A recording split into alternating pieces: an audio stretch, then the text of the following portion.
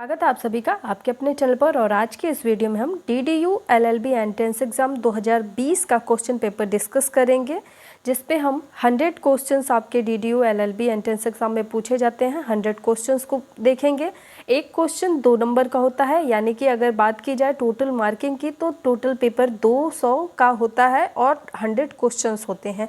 इसमें किसी भी प्रकार का कोई माइनस मार्किंग नहीं होता है, तो आप कंप्लीट जो है क्वेश्चंस करें जरूर एग्जाम में। यदि आप DDU का एग्ज़ाम दे रहे हैं तो उसमें 100 ऑफ 100 क्वेश्चंस आप जरूर अटैम्प्ट करें। अब तक आपको मैंने इस चैनल पे BHU LLB एंट्रेंस एग्ज़ाम का और इलाहाबाद LLB एंट्रेंस एग्ज़ाम का पेपर सॉल्व करा दिया है। इसके बाद मैं आपको इन्हीं सभी यूनिवर्सिटीज़ के BA LLB एंट्रेंस एग्ज़ाम का क्वेश्चन पेपर सॉल्व कराऊंगी। तो जो लोग चैनल पर नए हैं वो चैनल को सब्सक्राइब कर लेंगे, बेल आइकन को प्रेस कर लेंगे, ताकि आने वाली सभी वीडियो की नोटिफिकेशन आपको मिलती रहे। यदि आप किसी और यूनिवर्सिटी का या कॉलेज का आप पेपर सॉल्व करना चाहते हैं तो प्लीज़ आप पेपर शेयर करें, या फिर आप कमेंट में बताएं कि आप किस यूनिवर्सिटी या फिर कॉलेज का पेपर देखना चाहते हैं। हम कोशिश करेंगे कि आपको वो पेपर सॉल्व कराएं। तो चलिए इसी के साथ आज का सेशन स्टार्ट करते हैं। क्वेश्चन पेपर में थोड़ा सा क्वेश्चंस के नंबर ऊपर नीचे आगे पीछे हो सकते हैं, तो आप लोग परेशान नहीं होंगे। हम पीछे से क्वेश्चंस को सॉल्व करते हुए चलेंगे, तो लेकिन यहाँ पे हम सारे क्वेश्चंस को सॉल्व करेंगे। इसमें किसी भी प्रकार की माइनस मार्किंग नहीं होती है, इसलिए आप 100 क्वेश्चंस जरूर अटेम्प्ट करें। राज्यपाल को हटाने की शक्ति किसके पास है? ठीक है, तो देखिए ये आपका कॉन्स्टिट्यूशन से पूछा हुआ क्वेश्चन है और ये लीगल एप्टीट्यूड वाले पोर्शन में पूछा गया प्रश्न है। यहाँ पे क्वेश्चन नंबर 40 के बाद जो भी 41 to 100 क्वेश्चन थे वो लीगल एप्टीट्यूड में पूछे गए थे। और लीगल एप्टीट्यूड में पूछा गया है राज्य के राज्यपाल को हटाने की शक्ति किसके पास है? ये कॉन्स्टिट्यूशनल लॉ है। यहाँ पे सही ऑप्शन इस प्रश्न का है जो वो क्या है? राष्ट्रपति के पास, भारत के राष्ट्रपति के पास होता है कि किसी भी राज्य के राज्यपाल को उसके पद से हटा सकता है। प्रश्न संख्या यहाँ पे 98 है। ठीक है, प्रश्न संख्या 98 है। निम्न में से कौन अस्थाई सदन है? ठीक है, अब एक चीज़ जान लीजिए, संसद की बात हो रही है, यानी कि कॉन्स्टिट्यूशनल लॉ। ठीक है, कॉन्स्टिट्यूशन की बात हो रही है। यहाँ पे समझेंगे कि संसद के 2 सदन होते हैं, एक होता है उच्च सदन, एक होता है निम्न सदन। और हम इसको हम अन्य नाम से भी जानते हैं, जिसे हम लोकसभा और राज्यसभा के नाम से भी जानते हैं। इसमें से राज्यसभा जो होता है ये क्या होता है? अस्थाई सदन होता है। ये कभी भंग नहीं हो सकता है, राज्यसभा भंग नहीं किया जा सकता। लेकिन लोकसभा जो होता है ये समय समय पर भंग हो सकती है। ठीक है, लोकसभा भंग हो सकती है, लेकिन राज्यसभा जो होती है ये अस्थाई सदन है, ये भंग नहीं की जा सकती। तो 98 का जो सही आंसर हो जाएगा वो क्या हो जाएगा? Option B. 99 क्वेश्चन पूछ रहा है, प्रश्न संख्या 99 पूछ रहा है। ये प्रश्न मैंने हाल ही में आप लोगों को कराया था। जिनको इंग्लिश में ये क्वेश्चन देखना है वो इंग्लिश में इसे देख लेंगे। यहाँ पे 99 क्वेश्चन हाल ही की वीडियो में मैंने आपको कराया था कि किशोर न्याय अधिनियम 2000 के अंतर्गत किशोर शब्द से क्या तात्पर्य है? यानी कि किशोर शब्द को आप परिभाषित करेंगे। जो आप किशोर शब्द बताया गया है, ये मतलब कितने वर्ष का बालक जो होगा वो किशोर कहलाएगा। ठीक है, कुल मिला के ये समझ लीजिए। तो यहाँ पे जो सही आंसर है इस प्रश्न का वो है ऑप्शन डी। 18 वर्ष से कम आयु के बालक क्या कहलाएंगे? किशोर कहलाएंगे। 18 वर्ष तक के नहीं, 18 वर्ष से कम के आयु के जो भी बालक होंगे वो क्या कहलाएंगे? किशोर कहलाएंगे। प्रश्न संख्या 100 था। इसमें प्रश्न संख्या 100 क्या था? भारतीय दंड संहिता के निर्माता के रूप में कौन जाना जाता है? देखिए मैंने थ्योरेटिकल पोर्शन में भी आपको लीगल एप्टीट्यूड में पढ़ाया था और फिर MCQ कराया था तो भी आपको बताया था। और मैंने ये बताया था कि ये टॉपिक जो है काफ़ी इंपॉर्टेंट है, यहाँ से क्वेश्चन पूछे जाते हैं और पूछे भी गए हैं। तो देखिए यहाँ पे आप खुद अपनी आंखों से देख सकते हैं कि 2020 में DDU एंट्रेंस एग्जाम में पूछा गया है कि भारतीय दंड संहिता के निर्माता कौन है। ठीक है, ये क्वेश्चन आपसे पूछा गया है कि भारतीय दंड संहिता के निर्माता कौन है। यहाँ पे आपको इसका आंसर बिल्कुल पता होगा जिन लोगों ने ये वीडियो देखी होगी मेरी, कि जिसमें मैंने ये सारी चीज़ें पढ़ाई हैं। तो लॉर्ड मैकाले जो है वो क्या है? IPC के जनक माने जाते हैं, या फिर हम इन्हें कह सकते हैं कि ये IPC के निर्माता भी माने जाते हैं। ऑप्शन सी हो जाएगा इस प्रश्न का सही आंसर। चलिए अगला प्रश्न था 93 एक सिविल लॉ की श्रेणी में नहीं आता है? ये प्रश्न भी मैंने आप सभी लोगों को पढ़ाया है। देखिए मेरा पढ़ाया हुआ प्रश्न कितना ज़्यादा इम्पॉर्टेंट है, यानी कि आप अभी तक मेरी वीडियोस को अगर सही से नहीं देखे हैं तो जाकर के लीगल एप्टीट्यूड की सभी वीडियोस को देख लीजिए। अभी मैं यहाँ पे आपको दिखाऊंगी कि करंट अफेयर से भी बहुत सारे क्वेश्चन पूछे जाते हैं। इस 2020 के पेपर्स में तो करंट अफेयर के क्वेश्चन का बहुत स्कोप नहीं था, बट 2021 में जो पेपर आया था 2021 में, इस पे क्वेश्चंस आपके करंट अफेयर के बहुत ही ज़्यादा पूछे गए थे, तो इसलिए मैं बोलूँगी कि करंट अफेयर पर फोकस जरूर करिएगा। चलिए अगला प्रश्न है, कौन एक सिविल लॉ की श्रेणी में नहीं आता है? नहीं शब्द दिया हुआ है, ध्यान रखेंगे। यहाँ पे इस प्रश्न का जो सही आंसर है वो क्या है? भारतीय दंड संहिता जो है ये सिविल लॉ की श्रेणी में नहीं आता है, ये दंड विधि है। ये क्या है? आईपीसी क्या है? दंड विधि है, ये एक प्रोसेस नहीं है, ठीक है। तो आईपीसी जो है ये सिविल लॉ की श्रेणी में नहीं आता है। सिविल लॉ की श्रेणी में आती है क्या क्या चीज़ें हैं? तो सिविल लॉ की श्रेणी में जो चीज़ें आती हैं उनको आप जान लीजिए। व्यावसायिक कानून, औद्योगिक कानून, भागीदारी कानून, ये किस में आते हैं? सिविल लॉ की श्रेणी में आते हैं। चलिए प्रश्न संख्या 94 है, स्वतंत्रता प्राप्ति के बाद पहला विधि आयोग बना। क्या बात मैंने मतलब जो प्रश्न आपको पढ़ाए हैं बिल्कुल यहाँ से प्रश्न वो पुटअप किए गए हैं। तो आप देख सकते हैं कि 94 क्वेश्चन भी आपको मैंने पढ़ाया है और ये आपकी 2020 में पूछा हुआ प्रश्न है। और जब मैंने पहला ही सेशन पढ़ाया था, पहला ही वीडियो बनाया था जिसमें मैंने पूरी डिटेल में पढ़ाया था कि ये चीज़ें इंपॉर्टेंट है और ये चीज़ें हैं, तो वहाँ पे ही मैंने बता दिया था कि कब पहला विधि आयोग बना था। पहले ही वीडियो में जो इसका बेसिक मतलब कि इसके लीगल एप्टीट्यूड के नेचर्स हैं, आपके विधि का जो नेचर है, क्लासिफिकेशंस है, उसमें ही मैंने आपको बता दिया था कि कब पहला विधि आयोग बना था और जो 21वें विधि आयोग के अध्यक्ष थे वो कौन थे, पहले विधि आयोग के अध्यक्ष कौन थे और 22वां विधि आयोग में अध्यक्ष का पद नियुक्त है। ये सारी डिटेल मैंने आपको बताई थी। तो जिन लोगों ने अभी तक पहली वीडियो नहीं देखी होगी, मैं वीडियो के एंड में उसका लिंक जो है प्रोवाइड करा दूंगी। आप क्या करेंगे, उस वीडियो को ज़रूर देख लीजिएगा। देखिए मैं ज़्यादा से ज़्यादा आपको वीडियो इसलिए नहीं प्रोवाइड कर पाती हूँ क्योंकि आप सुन पा रहे होंगे कि बैकग्राउंड में कितनी ज़्यादा मतलब आवाज़ें आती हैं। हमेशा मैं ऐसे एक मतलब कि ऐसे जगह पे रहती हूँ जहाँ पे बहुत ज़्यादा मतलब कि शोर शराबा होता है, हमेशा यहाँ पे बहुत हल्ला हुआ करता है और काफ़ी गाड़ियों की आवाज़ आती है, जिसकी वजह से हमेशा वीडियो बना पाना पॉसिबल नहीं होता है। कभी ये तो वैसे भी आपका समर टाइम है, शादियों का सीज़न चल रहा है, तो कभी अगल में शादी, कभी बगल में शादी, कभी किसी की शादी, तो बहुत सारे झमेले होते हैं जिसकी वजह से इतना लाउड म्यूज़िक और इतना मतलब आवाज़ की वजह से आप लोग को वीडियो नहीं दे पाती हूँ। तो इसके लिए मैं चाहूँगी कि जो भी कम से कम वीडियोस मिल रही है उसमें जो आपको जानकारी दी जा रही है, जो आपके लिए इम्पॉर्टेंट हो सकता है, उनको तो आप अच्छे से देख लीजिए। वैसे ये प्रश्न मेरा पढ़ाया हुआ है और इस प्रश्न का सही जवाब जो है वो क्या है? 1955 में पहला विधि आयोग बना था। ये स्वतंत्र भारत की बात की जा रही है। अगर स्वतंत्रता से पहले की बात की जाएगी तो 1834 में हमारा पहला विधि आयोग बना था, लॉर्ड मैकाले की अध्यक्षता में। चलिए आगे प्रश्न देखेंगे। प्रश्न संख्या 95 है, निम्न में से कौन सा वाक्य भारतीय संविधान की प्रस्तावना में प्रयुक्त नहीं किया गया? कॉन्स्टिट्यूशनल लॉ से आपसे पूछा है, यानी कि इंडियन कॉन्स्टिट्यूशन के प्रियम्बल से, भारतीय संविधान के प्रस्तावना से ये प्रश्न पूछा है। और जब आप LLB सेकेंड सेमेस्टर में जाएंगे तो आपको वहाँ पे कॉन्स्टिट्यूशनल लॉ पढ़ने को एक सेपरेट बुक मिलेगी। आपके LLB में LLB सेकेंड सेमेस्टर में आपको एक बुक पढ़ने को मिलती है कॉन्स्टिट्यूशनल लॉ, और उसके अंदर भी यही सारी चीज़ें आपको पढ़ने के लिए मिलेंगी, ठीक है। इसीलिए लॉ से संबंधित आपसे क्वेश्चंस पूछे जाते हैं और सबसे मतलब कि जो आपका महत्वपूर्ण अहम भूमिका निभाता है इस पेपर में वो आपकी पॉलिटी ही है, कॉन्स्टिट्यूशन ही है, क्योंकि ये आपके GS पोर्शन में भी आता है, आपके लीगल एप्टीट्यूड में भी आता है। तो इस पोर्शन को आप बहुत ही ज़्यादा मजबूत करिए। चलिए यहाँ पे प्रश्न है, निम्न में से कौन सा वाक्यांश भारतीय संविधान की प्रस्तावना में प्रयुक्त नहीं किया गया है? एकजुटता शब्द जो है ये हमारे देश की जो हमारा देश का प्रियम्बल है उसमें प्रयुक्त नहीं किया गया है। बाकी जो शब्द हैं समाजवाद, पंथ निरपेक्ष और बंधुता, ये शब्द क्या है? हमारे देश की संविधान की प्रियम्बल में अंकित है, ठीक है ना, दिए हुए हैं। चलिए आगे प्रश्न देखते हैं। प्रश्न संख्या 96 है, भारतीय संविधान के किस अनुच्छेद के द्वारा उच्चतम न्यायालय द्वारा घोषित विधि सभी न्यायालयों पर बाध्यकारी होगा?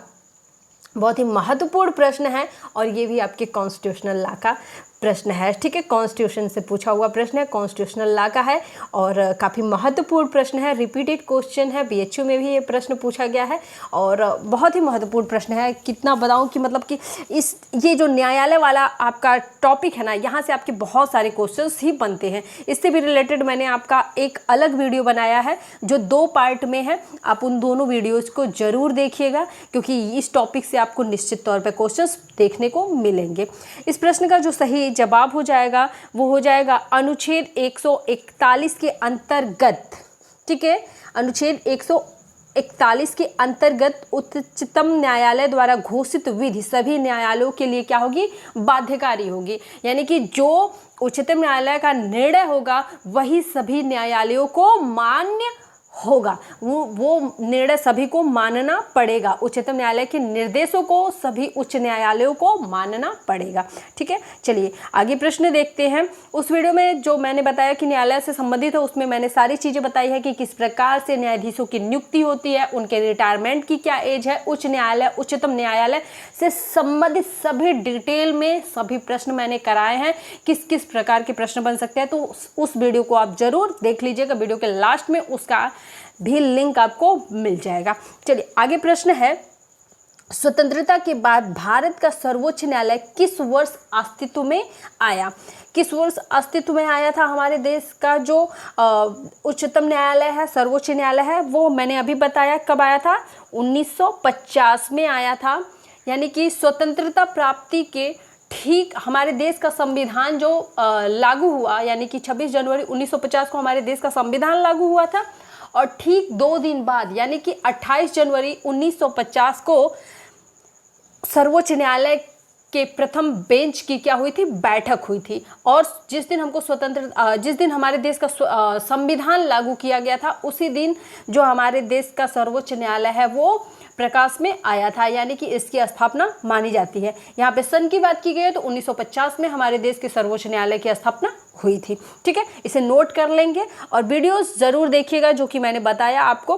चलिए यहाँ पे आपको 90 प्रश्न देखने के लिए मिलेगा। 90 प्रश्न क्या है? निम्न में से किस मुख्य न्यायाधीश ने राष्ट्रपति के रूप में कार्य किया है? ऑप्शन ए इसका सही आंसर हो जाएगा। जस्टिस एम हिदायतुल्ला ने क्या किया था? ये एक न्यायाधीश थे और ये राष्ट्रपति के रूप में, कार्यवाहक राष्ट्रपति के रूप में कार्य किए थे और ये अब तक के एकमात्र ऐसे न्यायाधीश हैं जिन्होंने राष्ट्रपति के रूप में कार्य किया है। ठीक है, तो इस प्रश्न को भी आप देख लेंगे। चलिए आगे प्रश्न है, भारतीय दंड संहिता की किस वर्ष अधिनियमित किया गया है? भारतीय दंड संहिता जो है किस वर्ष अधिनियमित किया गया है? ये भी मेरा पढ़ाया हुआ प्रश्न है। ये 1860 में, जैसे कि मैंने बताया ना कि आप कई सारी बुकों पे आप जब देखेंगे, आईपीसी की बुक लेंगे ना तो आईपीसी की बुक पे ही पूरा एकदम हाईलाइट करके एकदम बड़े बड़े अक्षरों में लिखा रहता है आईपीसी 1860, आईपीसी भारतीय दंड संहिता 1860। तो ये थोड़ा सा आपको अपने माइंड को थोड़ा सा तकलीफ देने की ज़रूरत है। आप उसको विजुअलाइज कर लिया करिए कि हाँ ये चीज़ें मेंशन होती हैं बुक पे, तो ये चीज़ें तो मैंने देखी थी। बिल्कुल हमेशा हर चीज़ को अवॉइड करने की कोशिश मत करिए, कुछ चीज़ों को एज्यूम भी किया करिए। यहाँ पे क्या हो जाएगा? इस प्रश्न का सही जवाब 1860 हो जाएगा। चलिए आगे प्रश्न देखते हैं। लोकहितवाद की अवधारणा का अभ्युदय कहाँ हुआ था? इस प्रश्न का सही जवाब हो जाएगा आपका ऑप्शन बी, संयुक्त राज्य अमेरिका में। ये सारे प्रश्न मेरे पढ़ाए हुए प्रश्न हैं। प्रश्न संख्या 85 है, संयुक्त राष्ट्र की स्थापना हुई थी।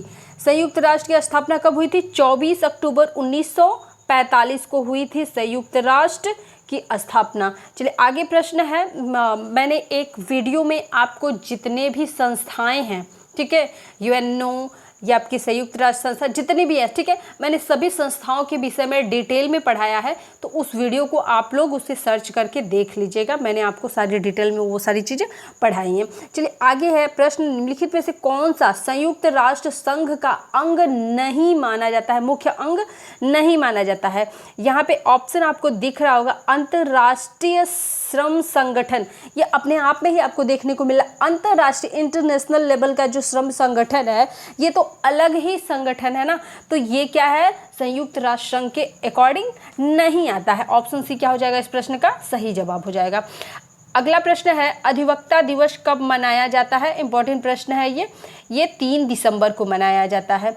चलिए आगे प्रश्न है मंत्रिपरिषद सामूहिक रूप से किसके प्रति उत्तरदायी होता है, तो मंत्रिपरिषद सामूहिक रूप से लोकसभा के प्रति उत्तरदायी होता है। मंत्रिपरिषद किसके प्रति उत्तरदायी होता है, लोकसभा के प्रति उत्तरदायी होता है।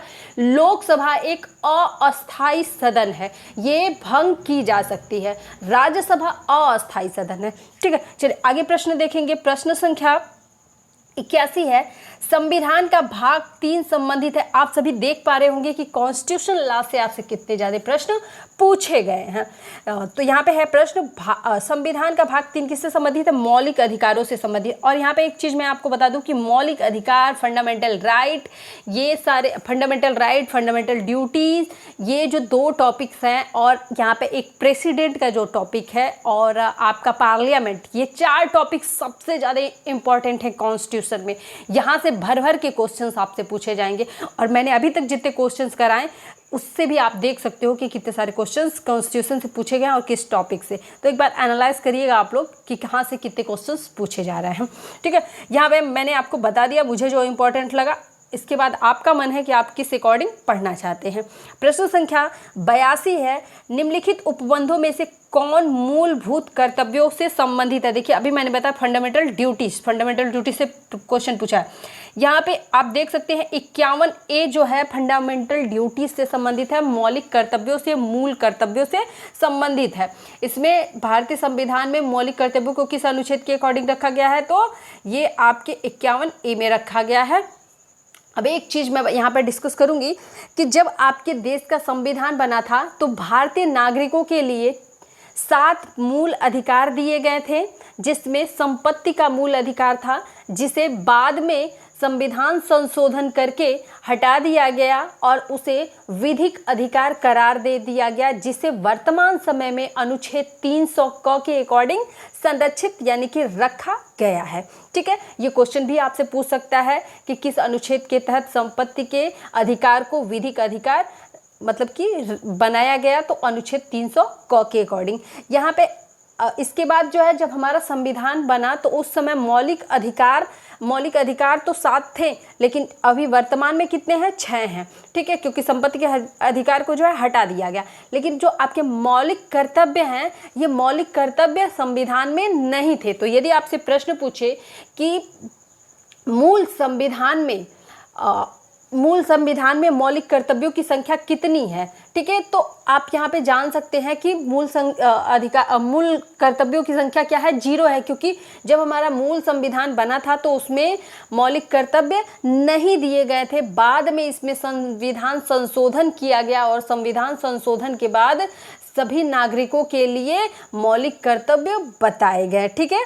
तो मौलिक कर्तव्य बाद में इसमें मेंशन किया गया, क्योंकि भाग 4 में क्या चीज़ें हैं, भाग 4 में डीपीएसपी राज्य के नीति निर्देशक तत्व रखे गए हैं, इसलिए भाग 4 क में क्या रखा गया, मौलिक कर्तव्य रखा गया है, जो अनुच्छेद 51A से ए में संरक्षित है। चलिए आगे देखते हैं, आगे का प्रश्न जो हमारा है 83 प्रश्न है, निम्नलिखित में से कौन भारतीय संविधान सभा का अध्यक्ष था, ठीक है। संविधान सभा का अध्यक्ष कौन था, ये प्रश्न कई बार रिपीटेड है और बहुत बार पूछा जाता है, तो इसको आप लोग थोड़ा सा कंफ्यूज मत होइएगा, इसको एक बार एकदम रट लीजिएगा, ठीक है।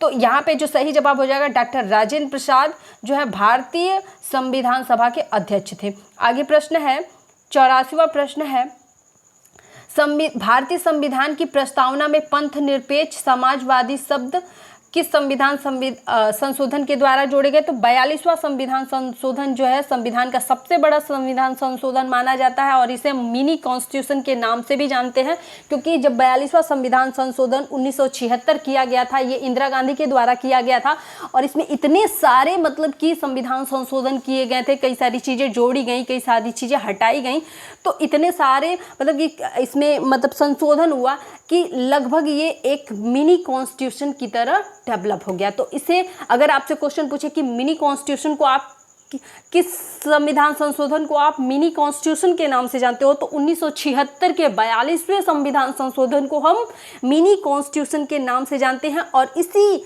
संविधान संशोधन के द्वारा संविधान में पंथ निरपेक्ष और समाजवाद शब्द को जोड़ा गया था। चलिए आगे प्रश्न देखते हैं। आशा करती हूँ ये वीडियो आप सभी को समझ में आ रही होगी, सारे टॉपिक समझ में आ रहे होंगे। देखिए क्वेश्चन से संबंधित जितने भी प्रश्न बन सकते हैं या कभी और पूछे गए हैं मैं आपको बता दे रही हूँ, ताकि आने वाले समय में यदि ये प्रश्न आपसे पूछे जाएं तो आपको किसी भी प्रकार की कोई दिक्कत ना हो।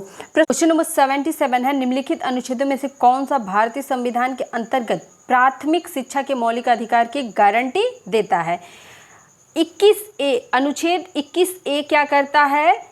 प्राथमिक शिक्षा के मौलिक अधिकार की गारंटी देता है। अब यहाँ पे मैं आपको बता दूं कि ये आपके फंडामेंटल राइट के अकॉर्डिंग आता है। 6 से 14 वर्ष के बालकों की जो प्राथमिक शिक्षा है उसकी गारंटी कौन लेता है? वो मौलिक अधिकार लेते हैं। मौलिक अधिकारों के अकॉर्डिंग 6 से 14 वर्ष के बालकों के लिए जो शिक्षा है प्राथमिक, वो क्या है? कंपल्सरी है। कंपल्सरी मतलब सभी बच्चे शिक्षित हों, और इसलिए इसे क्या किया जाता है? संविधान में रखा गया है और सभी बच्चों को निःशुल्क शिक्षा प्रोवाइड की जाती है। आप प्राइमरी स्कूल में देखते होंगे उनको मिड डे मील, सुबह का नाश्ता, ड्रेस, कॉपी, बुक, कपड़े, जूते, मतलब उनके पढ़ने की, उनके अपनी पर्सनल ज़रूरत की जितनी भी ज़रूरत की चीज़ें हैं सभी प्रोवाइड की जाती है, ताकि देश का कोई भी बच्चा प्राथमिक शिक्षा से वंचित ना रहे, क्योंकि ये हर एक बच्चे का फंडामेंटल राइट है।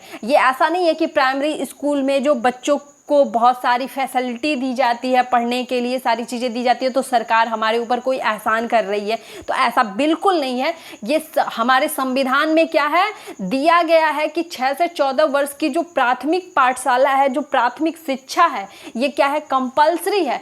इसे बिल्कुल निःशुल्क प्रदत्त किया जाए, दिया जाए। ठीक है, चलिए आगे प्रश्न देखते हैं। तो अगर कभी एज से संबंधित पूछे तो आपको याद रखना है 6 से 14 वर्ष के बालकों के लिए। प्रश्न संख्या 78 है, उच्चतम न्यायालय के न्यायाधीशों की निवृत्ति की आयु क्या होती है? सेवानिवृत्ति की आयु क्या होती है? बहुत ही महत्वपूर्ण प्रश्न है। यहाँ पे आप देख सकते हैं कि उच्चतम न्यायालय के न्यायाधीशों की जो सेवानिवृत्ति की रिटायरमेंट की एज होती है 65 वर्ष होती है। वहीं पर उच्च न्यायालय के न्यायाधीशों की रिटायरमेंट की जो एज होती है वो 62 वर्ष होती है। ये दोनों में डिफरेंस होते हैं, तो ये सारी चीज़ों को आपको ध्यान में रखना है और हड़बड़ा के कभी भी क्वेश्चन जल्दबाजी में नहीं। ध्यान दीजिए, उच्चतम न्यायालय, उच्च न्यायालय, सुप्रीम कोर्ट या फिर नॉर्मल कोर्ट की बात की जा रही है, आपको ये ध्यान में देना है। ठीक है, चलिए आगे प्रश्न है 79 प्रश्न है, निम्नलिखित में से कौन भारतीय संविधान के अंतर्गत एक मौलिक अधिकार नहीं है? देखिए मौलिक अधिकार से कितने सारे प्रश्न पूछे गए हैं। मौलिक अधिकार ने संपत्ति का अधिकार, मैंने बताया ना कि 7वां जो मूल अधिकार था मूल संविधान में हमें दिया गया था। मूल संविधान का मतलब जब हमारा संविधान बना, ठीक है, उसके बाद तो संविधान संशोधन होते गए। तो यहाँ पे संपत्ति का अधिकार हमारा 7वां मूल अधिकार था, लेकिन 42वें संविधान संशोधन के अंतर्गत इसमें क्या किया गया? चेंजेस किया गया और संपत्ति के अधिकार को बदल करके क्या कर दिया गया? इसे विधिक अधिकार बता दिया गया। और विधिक अधिकार जब संपत्ति का अधिकार हो गया तो ये अब मौलिक अधिकार के अकॉर्डिंग नहीं आएगा, तो ऑप्शन बी इस प्रश्न का सही जवाब हो जाएगा। चलिए आगे है, राज्यसभा की अधिकतम सदस्य संख्या कितनी होती है? मैंने बताया ना कि पार्लियामेंट से भी आपसे बहुत ज़्यादा प्रश्न पूछे जाते हैं। इससे पहले भी मैंने 3 प्रश्न करा दिया पार्लियामेंट से, लोकसभा या राज्यसभा जिससे भी कराया। ठीक है, तो लोकसभा राज्यसभा पार्लियामेंट के ही अंग है, पार्ट है। तो यहाँ पे आप देख सकते हो राज्यसभा से एक क्वेश्चन और आपसे पूछा है। यहाँ पे पूछ रहा है कि राज्यसभा के सदस्यों की अधिकतम जो संख्या होती है वो कितनी होती है? 250 होती है। ठीक है, इसे आपको ध्यान रखना है। राज्यसभा के अधिकतम सदस्यों की संख्या कितनी होती है? लोकसभा के सदस्यों की संख्या कितनी होती है? ठीक है, ये सारी चीजें आपको याद रखनी है। चलिए अगला प्रश्न है, भारतीय सर्वोच्च न्यायालय की प्रथम महिला, अब देखिए भारतीय सर्वोच्च न्यायालय की प्रथम महिला, ठीक है, सर्वोच्च न्यायालय मतलब उच्चतम न्यायालय, उच्च न्यायालय की प्रथम मुख्य महिला न्यायाधीश कौन थी? इस प्रकार से भी प्रश्न पूछ सकता है। तो आपको हर एक प्रश्न को बहुत ही बारीकी से समझना होगा। यहाँ पे पूछा है सर्वोच्च न्यायालय की प्रथम महिला न्यायाधीश कौन थी? तो ये थी आपकी, कौन थी? न्यायमूर्ति फातिमा बीबी थी। ठीक है, तो इसका सही जवाब क्या हो जाएगा? ऑप्शन सी हो जाएगा, फातिमा बीबी। चलिए आगे प्रश्न देखते हैं। प्रश्न संख्या 73 है टॉर्ट अपकृत्य। ठीक है, आप जब फर्स्ट सेमेस्टर में होंगे एलएलबी फर्स्ट सेमेस्टर में, तो आपको वहाँ पे अपकृत्य यानी कि टॉर्ट एलएलबी फर्स्ट सेमेस्टर में टॉर्ट पढ़ने के लिए मिलेगा। यहाँ पे आपको दिया है टॉर्ट का अर्थ क्या है, तो टॉर्ट जो है ये एक दीवानी दोष है। आप फर्स्ट सेमेस्टर में पूरी एक बुक पढ़ने के लिए अपकृत्य की मिलेगी। ये क्या है? एक दीवानी दोष है। अंतर्राष्ट्रीय न्यायालय स्थित है, कहाँ पे स्थित है? अंतर्राष्ट्रीय न्यायालय हेग में स्थित है। देखिए आप देख सकते हैं कि न्यायालय से संबंधित कितने प्रश्न आपके क्वेश्चन बुकलेट में पूछे गए हैं। मानवाधिकार दिवस मनाया जाता है, तो आपको मैं बता दूं कि ह्यूमन राइट आपके एलएलबी सेकेंड सेमेस्टर में एक सेपरेट बुक आपको पढ़ने को मिलेगी, यानी कि एक अलग से बुक पढ़ने को मिलेगी जिसका नाम होगा ह्यूमन राइट्स। ठीक है, ह्यूमन राइट आपको पढ़ने को मिलेगा। और यहाँ पे आपके ह्यूमन राइट डे की बात की जा रही है। मानवाधिकार दिवस कब मनाया जाता है? ये मनाया जाता है 10 दिसंबर को। तो समझ लीजिए कि सब कुछ जो आप अभी एग्ज़ाम में दे रहे हो ना, वो आपको कल डिटेल में पढ़ना है। बस आपसे ये जाना जा रहा है कि जो जानकारी आपको डिटेल में देनी है उससे आपका ताल्लुक थोड़ा बहुत है कि नहीं, आप उस चीज़ को जानने के लिए इच्छुक हैं या नहीं, यही पैटर्न है। तो आप थोड़ा सा अपना दिमाग अच्छे से लगाइएगा और सभी वीडियोज़ को अच्छे से देखिएगा। जितनी भी लीगल एप्टीट्यूड, करंट अफेयर की प्रश्न हैं,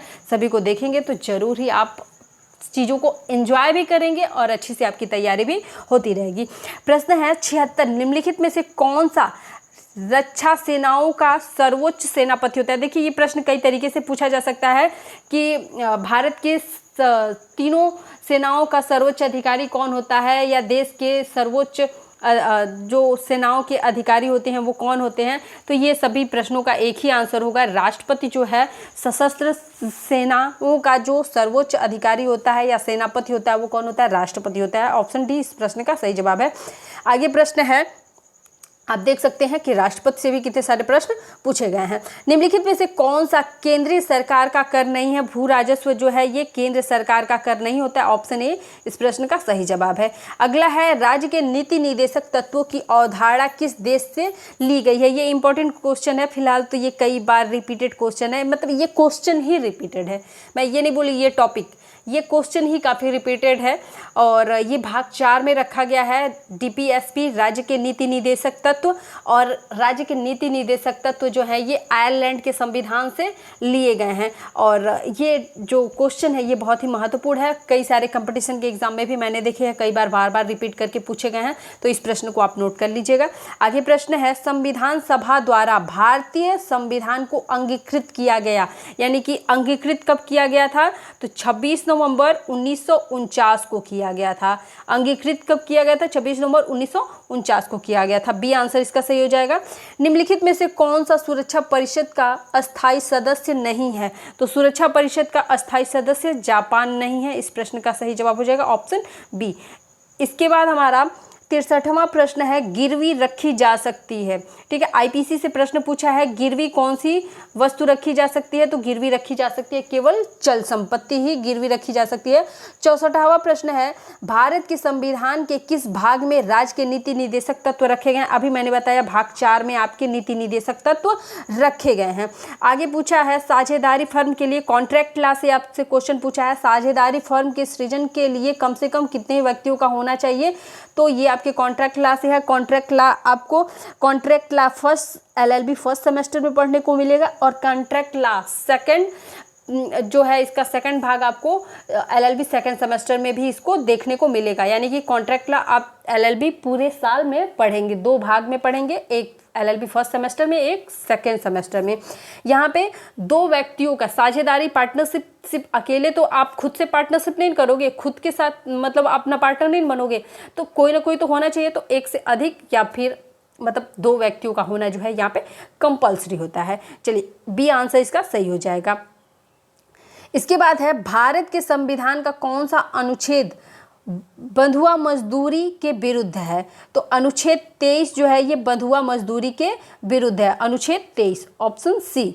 इसके बाद है भारत के संविधान का कौन सा अनुच्छेद लोक नियोजन के मामलों में अवसर की समानता का उपबंध करता है। देखिए फंडामेंटल राइट से, इसके पहले भी जो बंधुआ मजदूरी का मैंने बताया वो भी फंडामेंटल राइट से है, ये भी आपका फंडामेंटल राइट से है। अनुच्छेद 16 क्या करता है, लोक नियोजन के मामलों में अवसर की समानता प्रदान करता है। ठीक है, ये क्या है, फंडामेंटल राइट है। तो आप खुद से सोच सकते हो कितने सारे क्वेश्चंस आपके फंडामेंटल राइट से पूछे गए हैं। इसके बाद है आपका भारत के मुख्य न्यायाधीश की नियुक्ति कौन करता है। तो चाहे उच्च न्यायालय की बात की जाए या उच्चतम न्यायालय की बात की जाए, जब भी नियुक्ति की बात होगी तो नियुक्ति राष्ट्रपति करते हैं, लेकिन उच्च न्यायालय के जो शपथ की बात होती है वो उच्च न्यायालय की शपथ कौन दिलाता है, तो उस राज्य का जो भी राज्यपाल होगा वही न्यायाधीश को शपथ दिलाता है उसके पद की। ठीक है, आगे 59वां प्रश्न है, सीआरपीसी का संक्षिप्त रूप है। तो बिल्कुल आपको पता होना चाहिए ये क्या है, आपका क्रिमिनल प्रोसीजर कोड कहलाता है। सीआरपीसी मतलब क्रिमिनल प्रोसीजर कोड। दीवानी प्रक्रिया संहिता है। 60वां प्रश्न है, दीवानी प्रक्रिया संहिता है प्रक्रिया से संबंधित। ऑप्शन 20 का सही आंसर हो जाएगा प्रक्रिया से संबंधित। 61वां प्रश्न है, भारत में कानून एवं व्यवस्था बनाए रखने का प्राथमिक दायित्व किसको है, राज्य सरकार को है। राज्य सरकार के पास यह अधिकार होता है कि भारत में कानून एवं व्यवस्था बनाए रखे। चलिए आगे प्रश्न है 62वां, एक व्यक्ति जो दूसरे व्यक्ति की भूमि पर बिना उसकी सहमति से प्रवेश करता है वो कहलाता है अतिचार कहलाता है। ठीक है, क्या कहलाता है, अतिचार कहलाता है। चलिए ये टॉर्ट से है, अपकृत्य जब पढ़ेंगे आप एलएलबी फर्स्ट सेमेस्टर में तो वहाँ पे आपको अतिचार पढ़ने के लिए मिलेगा। National institute of transformation India NITI Aayog का गठन कब हुआ था।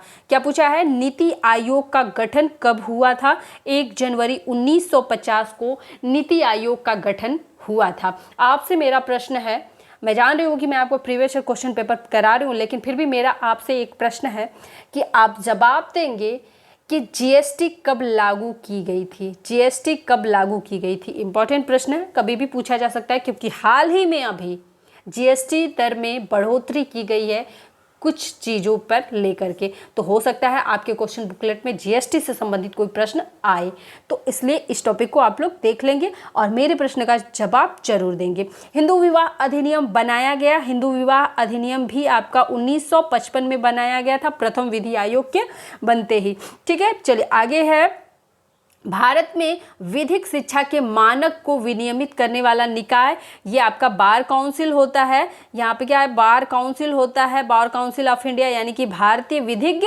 परिषद। चलिए आगे प्रश्न है, भारत के संविधान में प्रथम संशोधन कब किया गया था। तो संविधान बनने के ठीक 1 वर्ष बाद ही 1951 में ही क्या कर दिया गया था, 1951 में ही संविधान संशोधन होना शुरू हो गया था। चलिए यहाँ पे है, शरीयत अधिनियम पारित किया गया था। शरीयत अधिनियम पारित किया गया था 1937 ईस्वी में। आगे प्रश्न है 49वां प्रश्न है आपका, सूर्य से दूरी का जो क्रम है वो क्या है। तो सूर्य से दूरी का जो सही क्रम है वो क्या है, बुध, शुक्र, पृथ्वी, मंगल, बृहस्पति। ये आपका ज्योग्राफी से प्रश्न था। दो देशांतरों के बीच, देखिए 2 देशांतरों के बीच का समय कितना होता है। 2 देशांतरों के बीच का समय कितना होता है, 4 मिनट का होता है। इंपॉर्टेंट प्रश्न है, ये प्रश्न भी कई बार एग्जाम में पूछे हुए प्रश्न हैं, ये ज्योग्राफी से आपसे है। देखिए जनगणना से 1 से 2 क्वेश्चन आपको देखने के लिए आपके क्वेश्चन बुकलेट में मिल सकता है, तो जनगणना को अवॉइड मत करिएगा, जनगणना पढ़ लीजिएगा। मैं कोशिश करूंगी कि यदि समय बचता है तो जनगणना टॉपिक आपको जरूर बताऊं। इस टॉपिक से जितने भी प्रश्न बन सकते हैं मैं 1 से 2 वीडियो में इसको पूरा कंप्लीट करने की कोशिश करूंगी। यहाँ पे पूछा है कि 2011 की जनगणना के अनुसार भारत में 21 वर्ष से कम आयु भारत में 21 वर्ष से कम जनसंख्या वाले प्रतिशत बताने हैं। ठीक है ना, तो 21 वर्ष से कितने लोग कम हैं ये बताना है। तो 2011 की जनगणना के अनुसार 41.1% लोग ऐसे हैं जिनकी उम्र 21 वर्ष से कम है। 2011 की जनगणना के अनुसार 43.1% लोग ऐसे हैं जिनकी उम्र 21 वर्ष से कम है। ठीक है, आगे प्रश्न देखते हैं, कौन सा देश मैग्सेसे पुरस्कार देता है। देखिए खेल से संबंधित पुरस्कार से संबंधित प्रश्न पूछे जाते हैं। इससे संबंधित भी मैं एक वीडियो, सेपरेट वीडियो बनाऊंगी आपको और बताऊंगी कि कौन सा पुरस्कार किस खेल में दिया जाता है, किस खेल में कितने खिलाड़ी होते हैं, क्योंकि यहाँ से क्वेश्चन आपसे निश्चित तौर पर एक पूछा जाएगा। एक 30 मिनट का या 40 मिनट का मैं वीडियो बनाऊंगी जिसमें ये सारी चीज़ें इंक्लूड होंगी, जो भी इंपॉर्टेंट क्वेश्चन बनते होंगे। तो आप भी मुझसे ये एक थोड़े थोड़े समय पर आप वीडियो में कमेंट कर देंगे ना कि ये टॉपिक आप पढ़ा दीजिए, तो शायद मेरे दिमाग से भी ये ना निकले और मैं आपको अगर कोई टॉपिक छूट जाए तो आप लोग अगर याद दिलाते रहेंगे तो मैं वो टॉपिक आपको प्रोवाइड करते रहूँगी। हो सकता है कई सारी चीज़ें पढ़ानी है, मैंने वीडियो में बहुत सारी चीज़ें बताई कि ये पढ़ाना है आपको, लेकिन हो सकता है शायद कुछ ही चीज़ें पढ़ाऊँ, कुछ ही चीज़ें बच जाएं। तो आप कमेंट करेंगे तो मैं आपके सारे कमेंट्स पढ़ती हूँ, तो ज़रूर वो चीज़ें मेरे माइंड में आएंगी और मैं आपके सारे जो भी टॉपिक हैं उनको कंप्लीट कराऊंगी। फिलहाल मैं अपनी तरफ से कोशिश कर रही हूँ कि ये चीज़ें आपके लिए इंपॉर्टेंट है, ये चीज़ें आ सकती हैं, लेकिन आपको भी कोशिश करना है कि ये चीज़ें छूट रही हैं, आपको एक बार मेंशन करना है कि मैम ये चीज़ें हमको पढ़ा दीजिए। ठीक है, गेम से संबंधित कौन कौन से पुरस्कार दिए जाते हैं जल्दी ही मैं आपको पढ़ाऊँगी। मैग्सेसे पुरस्कार दिया जाता है फिलीपींस में। ठीक है, ये फिलीपींस के द्वारा आयोजित किया जाता है ये पुरस्कार। चलिए 44वां प्रश्न दिया था कि निम्नलिखित में से कौन सी ग्रीन हाउस गैस नहीं है। ग्रीन हाउस गैस नहीं है, हीलियम जो है ये ग्रीन हाउस गैस नहीं है। अच्छा, सूर्य में कौन सी गैस होती है? सबसे ज़्यादा भरपूर मात्रा में हीलियम गैस से ही मिलकर के आपका सूर्य बना हुआ है। ठीक है, ये ध्यान रखिएगा। चलिए अगला प्रश्न है, रावत भाटा ऊर्जा का केंद्र से संबंधित है। किससे संबंधित है? ये अणु शक्ति से संबंधित है, एटॉमिक पावर से संबंधित है। किससे संबंधित है? एटॉमिक पावर से। अगला जो प्रश्न हमारा है, निम्नलिखित में कौन एक संघात्मक राज्य है? मलेशिया क्या है? संघात्मक राज्य है। मलेशिया क्या है? एक संघात्मक राज्य है। आगे प्रश्न है 47वां, वह देश जो सार्क का सदस्य नहीं है। तो सार्क का सदस्य म्यांमार जो है ये सार्क का सदस्य नहीं है। ऑप्शन डी क्या हो जाएगा? सही हो जाएगा। आगे प्रश्न है, भारत में घड़ियाल परियोजना कब शुरू गई थी? तो घड़ियाल परियोजना 1975 में शुरू की गई थी।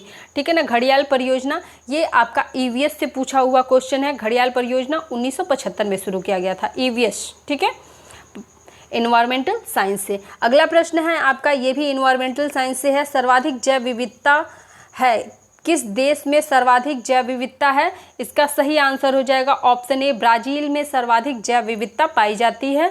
आगे प्रश्न है आपका, जीके से प्रश्न है, प्याज, आलू एवं अदरक है। तो प्याज, आलू, अदरक ये क्या होते हैं? तना होते हैं, जड़ नहीं होते हैं। ठीक है, बहुत ज़्यादा स्मार्ट बनने की कोशिश मत करना, ये जड़ नहीं, ये तना होते हैं, गलती मत करना, ये तना होते हैं। ठीक है, चलिए आगे क्या है, वनस्पति तेल से वनस्पति घी बनाने के लिए किस गैस का प्रयोग किया जाता है? हाइड्रोजन गैस का प्रयोग किया जाता है और इस प्रोसेस को हम हाइड्रोजनीकरण के नाम से जानते हैं। किसके नाम से जानते हैं? हाइड्रोजनीकरण के प्रोसेस के थ्रू क्या किया जाता है? वनस्पति तेल को वनस्पति घी में परिवर्तित किया जाता है। आगे प्रश्न है, विटामिन डी की कमी से होने वाला रोग कौन सा है? सूखा रोग होता है, जिसे हम रिकेट्स के नाम से जानते हैं। रिकेट्स के नाम से जानते हैं। इसमें क्या होता है? शरीर की हड्डियां टेढ़ी हो जाती हैं और शरीर बिल्कुल सूखा पड़ जाता है।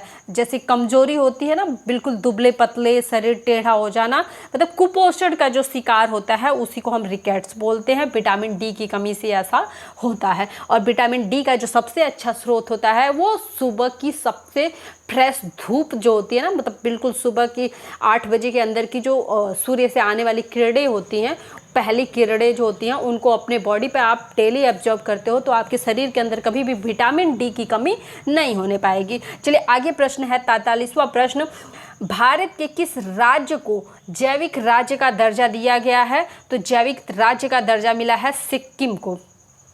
आगे प्रश्न है, www को इंटरनेट में जाना जाता है, वर्ल्ड वाइड वेब के नाम से जाना जाता है। जब भी आप नेट पे कोई भी चीज़ें सर्च करते हैं तो उसका फुल फॉर्म लिख करके आ जाता है।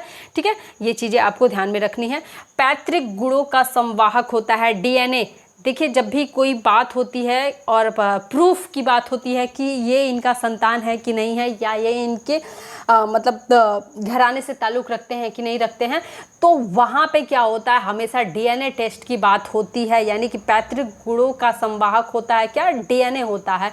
जब आपको पता करना हो, मतलब फ़र्क पता करना हो या बिल्कुल पता करना हो कि मतलब मेरा जो बेटा है वो असली में मेरा बेटा है या मेरी बेटी है या नहीं है, तो आप डीएनए टेस्ट करा करके उसको प्रूफ कर सकते हैं कि आप मतलब आपके डीएनए क्या करेंगे, मैच करेंगे। एक पिता का डीएनए उसके बच्चे से क्या होगा, मैच करेगा।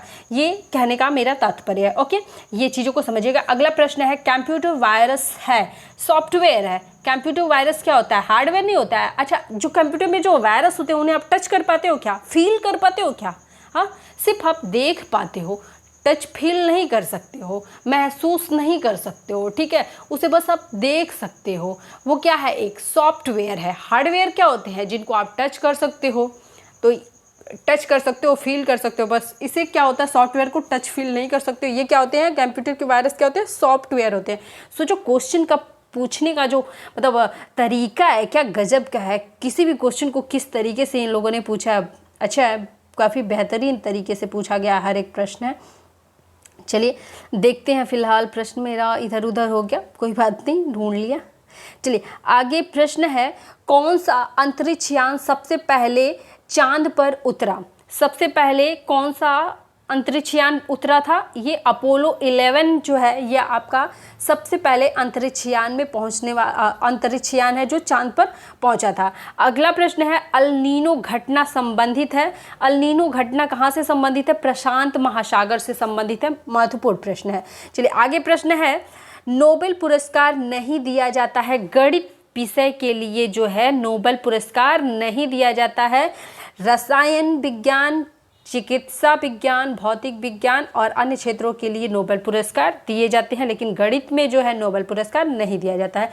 अगला है, निम्नलिखित में से किस रंग की आवृत्ति न्यूनतम होती है? बैंगनी रंग की जो आवृत्ति होती है सबसे न्यूनतम होती है, और लाल रंग की जो आवृत्ति होती है सबसे ज़्यादा होती है। क्या होती है, लाल रंग की आवृत्ति क्या होती है, सबसे ज़्यादा होती है, बैंगनी रंग की सबसे कम होती है। एक सामान्य नेत्र के लिए जो है स्पष्ट दृष्टि न्यूनतम होती है, कितनी होती है? 25 सेंटीमीटर होती है। यानी कि जो आप बुक पढ़ते हो ना, कम से कम आप 25 सेंटीमीटर की दूरी पे रखो तो आपकी आंखों को भी किसी भी प्रकार की दिक्कत नहीं होगी। बहुत ज़्यादा करीब अगर आप बुक ला के रखते हो ना, मतलब बहुत 6 से 5 सेंटीमीटर, 10 सेंटीमीटर या 8 सेंटीमीटर ऐसे करके, तो आपकी आंखों की जो साइज होती है ना, सिकुड़ जाती है, क्योंकि अब आपको क्या है, ज़्यादा से ज़्यादा बल लगाना पड़ रहा है। लेकिन एक सामान्य नेत्र की जो क्षमता होती है वो 25 सेंटीमीटर पे अगर किसी भी चीज़ को आप रखते हो तो आप उसे आसानी से देख पाते हो और उसे पढ़ना चाहते हो तो पढ़ सकते हो। ठीक है, यहाँ पे जब 2020 आया था तो 2020 में कोविड की फर्स्ट जो मतलब पहला चरण था वो कोविड का 2020 में ही देखने को मिला था, और कोविड से संबंधित यहाँ पे प्रश्न पूछा गया है।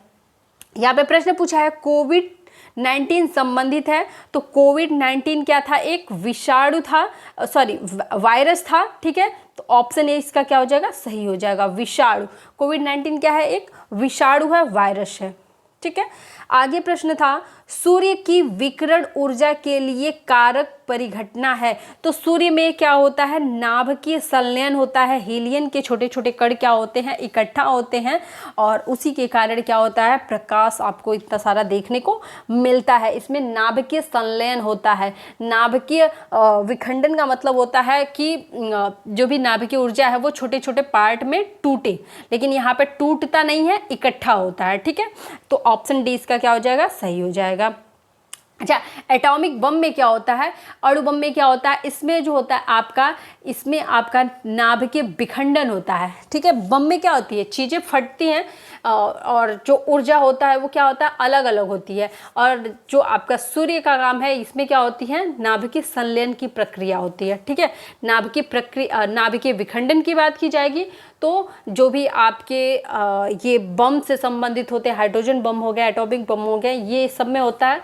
और जो आपका सूर्य में जो प्रक्रिया होती है, इसमें नाभिकीय संलयन की बात की जाती है। अगला प्रश्न है, दिन दिवस से संबंधित आपने देखा, मानवाधिकार दिवस पूछा गया था, यहाँ पे आपका जो है उपभोक्ता दिवस पूछा गया है, और आपका पिछले साल 2021 में पूछा गया था महिला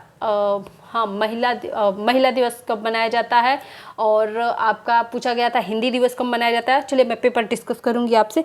कई सारे प्रश्न जो है दिन दिवस से पूछे गए थे, तो दिन दिवस आपके लिए इंपॉर्टेंट है। जो महत्वपूर्ण 3 दिवस से संबंधित वीडियो होगा मैं आपको एक वीडियो प्रोवाइड कर दूंगी। यहाँ पे आप देख सकते हो कि उपभोक्ता दिवस किस तिथि को मनाया जाता है, तो ये मनाया जाता है 15 मार्च को मनाया जाता है। चलिए आगे प्रश्न देखते हैं। भारतीय संसद का गठन होता है, देखिए जीके के क्वेश्चन में भी आपके कॉन्स्टिट्यूशन के प्रश्न देखने को मिल गए, देखे ना कितना महत्वपूर्ण है ये। तो ये आपके भारत के राष्ट्रपति जो हैं ये संसद का गठन करते हैं। भारत के संसद का गठन कौन करता है? ये लोकसभा, राज्यसभा और राष्ट्रपति, ये 3 मुख्य अंग माने जाते हैं संसद के। संसद के 3 मुख्य अंग कौन कौन से हैं? लोकसभा, राज्यसभा और राष्ट्रपति। चलिए आगे है, आगे हमारा क्या प्रश्न है? सॉरी पेजेस कहाँ गए? काफ़ी एक सेकेंड, जस्ट वेट करिएगा थोड़ा सा आप लोग, पेजेस काफ़ी इधर उधर हो गए। क्वेश्चन आई थिंक क्वेश्चंस लगभग ख़त्म होने वाले ही हैं। जी हाँ, तो यहाँ पे हमने उपभोक्ता दिवस देख लिया और भारतीय संसद का गठन कब होता है ये भी देख लिया।